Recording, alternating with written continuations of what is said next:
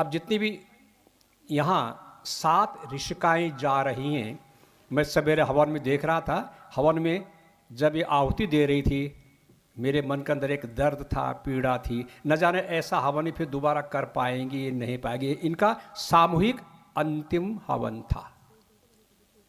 अब मैं, इनकी भी इच्छा है, इनके अंदर एक गुबार है, एक दर्द है, एक पीड़ा है, संस्था के प्रति हित की भावना, ये भी कुछ कहना चाहती हैं।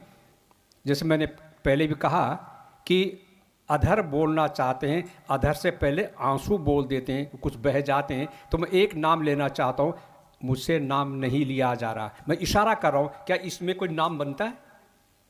कोई नाम मेरी तरफ देखिएगा। अंजलि, पहचान लिया, अंजलि आए और अपने विचार प्रकट करें।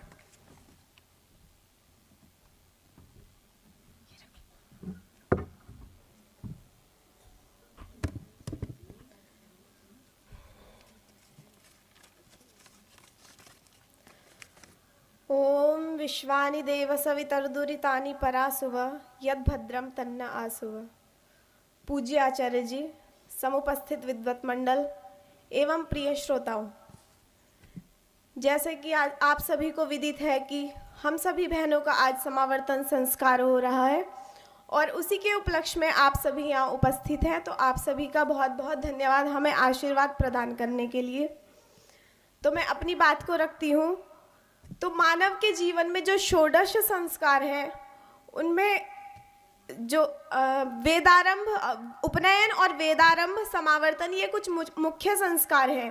तो जब हम गुरुकुल में प्रवेश करते हैं, हम गुरुकुल में आते हैं, तो हमारा सबसे पहले उपनयन संस्कार होता है, वेदारंभ संस्कार होता है, जहाँ से क्या है, हमारी विद्या का आरंभ होता है और फिर समावर्तन पर उसकी समाप्ति होती है।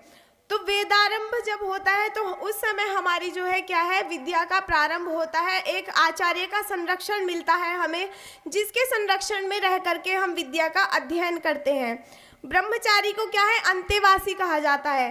अंतेवासी इसलिए ही कहा गया है क्योंकि वो आचार्य के सानिध्य में रहता है, उसके निकट रहता है और उसकी बातों को समझता है और उसके जो आचार विचार है उनको क्या है, ग्रहण करता है। क्योंकि मनुष्य जो ब्रह्मचारी है उसका जो पहला जन्म है वो अपनी माँ के गर्भ से होता है, परंतु जो दूसरा जन्म है उसका वो आचार्य के गर्भ से होता है।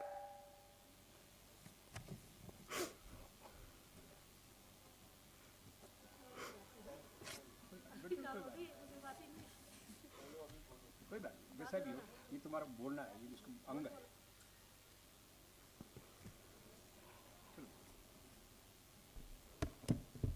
तो निरुक्त में भी कहा गया है कि आचार्य आचारम ग्राह्यति आचनोति अर्थान आचनोति बुद्धिमिति वा, कि आचार्य वो है जहाँ जिसके आचरण को हम अपने अंदर ग्रहण करते हैं। उसका इतना उत्तम आचरण होता है कि उसके आचरण को हम ग्रहण करके और उसका क्या है, पालन करते हैं।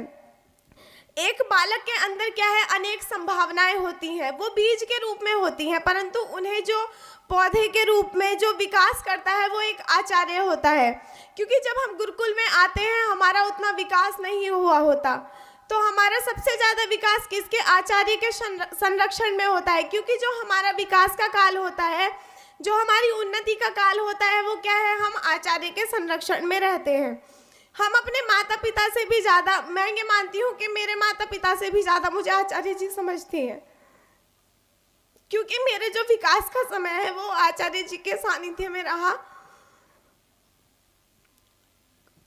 भवभूतिकृत उत्तर रामचरित्र में जैसे कहा गया है चरित्र में कि वज्रादपि कठोराणी मृदुनी कुसुमादपि, तो आचार्य जी जो थी वो हमारे लिए उसी प्रकार है, वज्रादपि कठोरानी मृदुनी कुसुमादपि, की वो फूल से भी कोमल थी हमारे लिए। और क्या है, जब हम कोई गलत काम करते थे तो वज्र की तरह कठोर हो जाती थी हमारे साथ में, जिससे क्या है, हमारा उन्होंने बहुत अच्छे से मार्गदर्शन किया, जो कि आज मैं यहाँ खड़ी हूँ तो वो आचार्य जी की कृपा से खड़ी हूँ।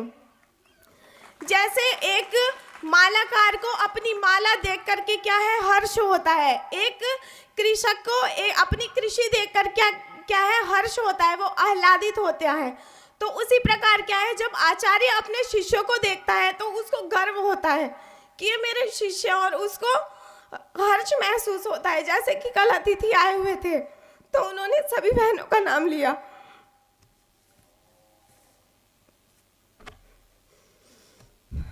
तो आचार्य जी बोल रही थी कि मुझे बहुत अच्छा लगा। तो उसी प्रकार जब हम उनकी फसल है, उन्हें हमें देख करके गर्व महसूस होता है। तो इसलिए हमारा भी कर्तव्य क्या है कि उन्हें गौरवान्वित महसूस कराए।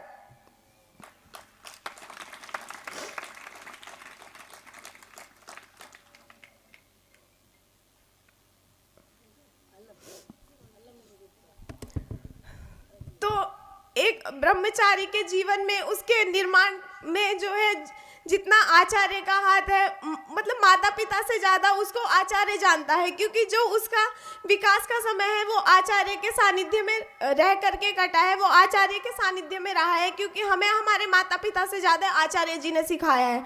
छोटी छोटी बातों पर, मुझे तो सबसे ज़्यादा खाने पर डांट पड़ती थी, क्योंकि मेरी खाने बनाने में कोई रुचि नहीं थी, और आचार्य जी मुझे बहुत डांटती थी रोटी सेकने के ऊपर, क्योंकि मुझसे वो ठीक से सीखती नहीं थी, पर मुझे अब सेकनी आ गई। और इसी श्रृंखला में मैं छोटी दीदी की क्या, एक वो हमारी दूसरी माँ थी, जैसे बड़ी माँ हमारी आचार्य जी है, छोटी माँ हमारी छोटी दीदी थी।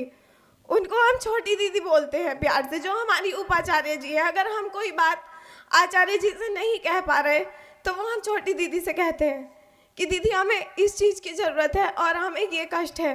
तो दीदी ऐसा होता नहीं है कि दीदी के पास उस समस्या का समाधान ना हो, क्योंकि छोटी दीदी हमारी ऐसी है, उनके पास सब समस्याओं का समाधान है। अभी जैसे कि उनका स्नेह देख लीजिए, मैंने बोला कि अभी जो हम यात्रा करके आए थे, मैंने बोला कि हमने सबकी बहुत अच्छे से कराई, तो छोटी दीदी ने मेरी इतने अच्छे से कराई आज।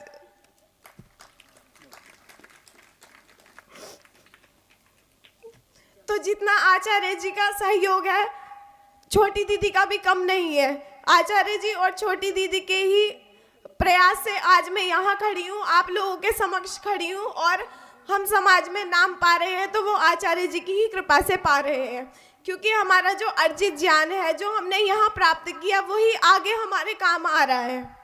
इसी श्रृंखला में पूज्य आचार्य रामचंद्र जी, जिन्होंने अपनी इतनी कठिन बातों को भी हमें सरल तरीके से समझाया और हमारा सतत मार्गदर्शन करते रहे। जब तक मैं गुरुकुल में थी, ऐसा अगर उनका स्वास्थ्य खराब है तो ही शायद प्रवचन नहीं होगा, नहीं तो उनका प्रवचन अवश्य ही होना है। तो आचार्य जी का जो मार्गदर्शन है वो हमें सतत प्राप्त होता रहा और वो हमारा आज भी मार्गदर्शन करते रहते हैं। अगर मुझे कोई भी शंका होती है किसी चीज़ में तो मैं आचार्य जी को फ़ोन करती हूँ, तो वो मुझे बताते हैं कि ये इस तरह से है, ये इस तरह से है। तो आचार्य जी का हमें सतत मार्गदर्शन मिला और उन्होंने कठिन बातों को भी हमारे सामने सरल तरीके से रखा, हमें समझाया, तो उसके लिए भी मैं उनका आभार व्यक्त करती हूँ। और पूरे गुरुकुल परिवार का ही, वैसे मेरे विकास में सबका ही सहयोग है। गुरुकुल में गार्गी माता जी हैं, जो कि अगर गार्गी माता जी नहीं थी, उस समय एक दिन नहीं रही, तो ऐसा लगा कि मतलब सूना सूना सा कि कोई गुरुकुल परिवार का सदस्य यहाँ नहीं है। तो गार्गी माता जी ने भी हमारा बहुत सहयोग किया और माता जी का भी यही था कि अगर हम आचार्य जी से नहीं कह रहे हैं, हमें कोई चीज़ मंगवानी है, तो वो हम गार्गी माता जी से ही कहते थे और वो हमें वो चीज़ उपलब्ध कराती थी। सुनीता भाभी हैं, जिन्होंने हमें पढ़ाया, हमारा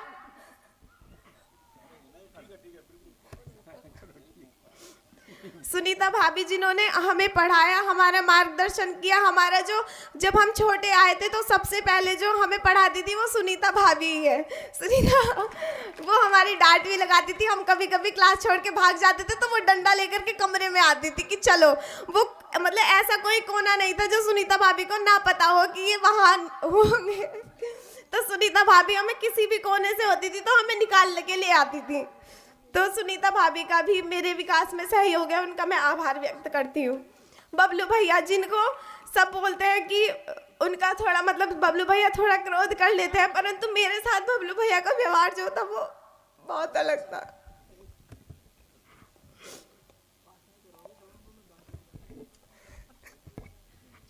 बबलू भैया ने कभी मेरे ऊपर क्रोध नहीं किया। आप लोगों का आश्चर्य होगा पर ये सत्य बात है, उन्होंने मेरे ऊपर कभी क्रोध नहीं किया।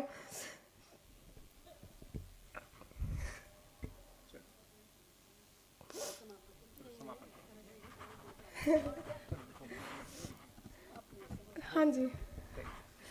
तो और मेरी जितनी भी बड़ी बहनें हैं यहाँ उपस्थित हुई हैं, सभी उनका भी बहुत बहुत धन्यवाद। मैं गुरुकुल के बाद दिल्ली गई तो मुझे कभी ये महसूस नहीं होने दिया उन्होंने कि दिल्ली में कोई गुरुकुल का व्यक्ति नहीं है। श्रद्धा दी हो, कल्पना दी हो, या फिर आरुषि दी हो, सुलभा दी हो, उन्होंने मुझे एक अपनी, वो बोलती हैं कि बड़ी बहन माँ के जैसी होती है, तो उन्होंने मुझे माँ वाला प्यार दिया। मुझे गुरुकुल परिवार से इतना प्यार मिला, इतना सम्मान मिला, मैं उसके लिए मतलब किन शब्दों में धन्यवाद करूँ वो बहुत कम है। तो मैं सभी का हाथ जोड़ करके धन्यवाद करती हूँ, और अगर किसी का रह गया हो तो उनका भी बहुत बहुत आभार, क्योंकि मैं इन सभी के सहयोग से यहाँ खड़ी हूँ। जितने भी लोग यहाँ बैठे हैं, मेरे माता पिता यहाँ बैठे हैं, उनका तो सबसे बड़ा त्याग है कि उन्होंने मुझे इतने साल अपने से दूर रखा और मुझे सतत आगे बढ़ने की प्रेरणा देते रहे। उन्होंने कभी भी मेरी पढ़ाई में बाधा उत्पन्न नहीं की, या कभी मैंने बोला हो कि मुझे घर आना है तो वो मना कर देते कि नहीं तू अपनी पढ़ाई कर।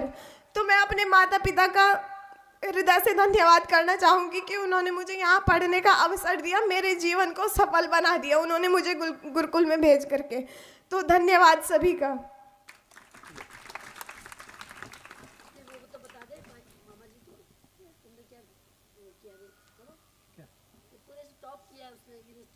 ये यूनिवर्सिटी टॉपर है, असली बात छिपा गई है ना। जो काम की बात थी रोने में मस्त हो गई, अरे भूल गई कि हंसना भी बहुत ज़रूरी है। प्यार किसमें बीएड में टॉप किया है, बहुत सुंदर। जिनके पास रोने की इच्छा हो, आंखों में आंसू आ रहे हैं, रुमाल से छिपा दीजिएगा। मुझे सब दुखी दिखाई दे रहे हैं आंसू। प्यारे बच्चों, आपसे पूछता हूँ, मैंने कहा ना कि होंठ बोलना चाहते हैं, होंठ से पहले आंखें बोल जाती हैं, रुकती नहीं है। अरे अभी तो घबराइए में, तो अभी तो एक ही कितनी बार रोओगे। रोने में भी अपना दर्द है, रोने की भी, मौन की अपनी भाषा होती है, उसका भी आनंद लीजिए। कभी आपने इस भाषा का आनंद नहीं लिया होगा। यही सर्वश्रेष्ठ भाषा है, मौन की भाषा। प्रकृति मौन भाषा में ही आपको हंसाती है, कभी रुलाती है।